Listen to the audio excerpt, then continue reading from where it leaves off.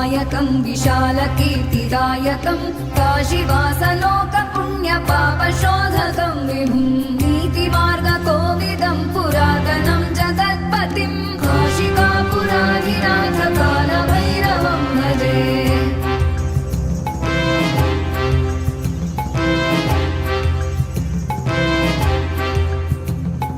कालभैरवाष्टकं पठन्